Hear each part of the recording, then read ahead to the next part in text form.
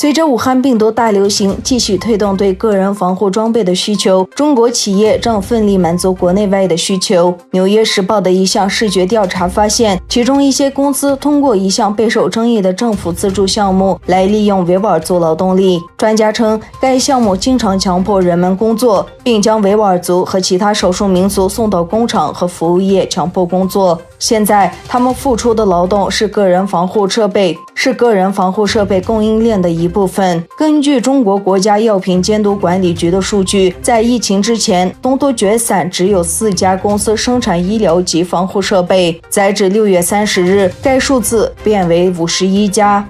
在查阅了官方媒体报道和公共记录后，时报发现其中至少有17家参与了劳动力转移计划。这些企业主要生产供应国内市场的防护设备，但时报发现，东突厥散以外几家使用维吾尔族劳动力的企业也向国外出口。纽约时报追踪了一批从湖北一家工厂向美国佐治亚州一家医疗用品公司运送的口罩，有100多名维吾尔族劳动力被派遣到该工厂。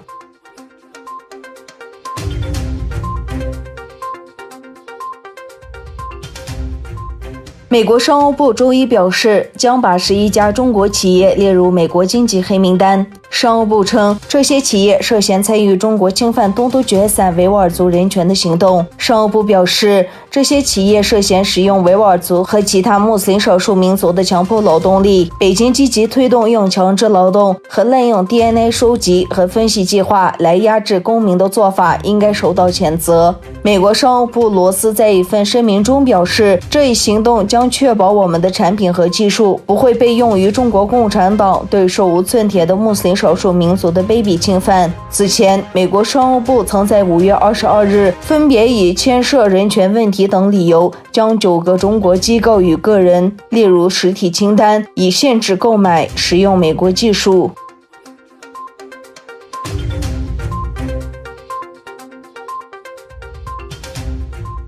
中国政府本月初正式在香港实施港区国安法，各国政府也陆续对此作出回应。英国周一宣布终止与香港的引渡协议，使近期紧张程度升高的中英关系雪上加霜。英国外相拉布周一在英国国会的演说宣布，英国因中国在香港实施国安法，将即刻终止与香港的引渡条约，并将对中国实施的武器禁运扩大至香港。拉布强调，除非香港能够明确保障双方的引渡机制不被国安法滥用，英国不会考虑与香港的引渡协议。对前首相卡梅伦在2015年提出的中英关系黄金时代来说，此举又是一个沉重打击。此前，中英两国已因英国禁用华为武器设备与批评中国侵犯维吾尔人人权发生歧见。中国驻英大使馆也在消息传出后第一时间做出回应，表示近期英国多次针对国安法做出错误言行，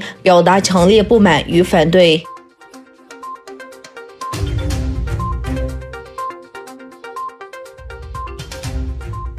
虽然哈萨克斯坦和其他中亚国家的武汉病毒病例数继续增加，但事实证明该国公民无法获得足够的医疗援助。在中亚国家，特别是在哈萨克斯坦，政府与武汉病毒的斗争中没有向公民提供必要的支持。根据在社交媒体上分享的信息，这些国家的富人和商人继续为人民提供医疗援助和其他问题的支持。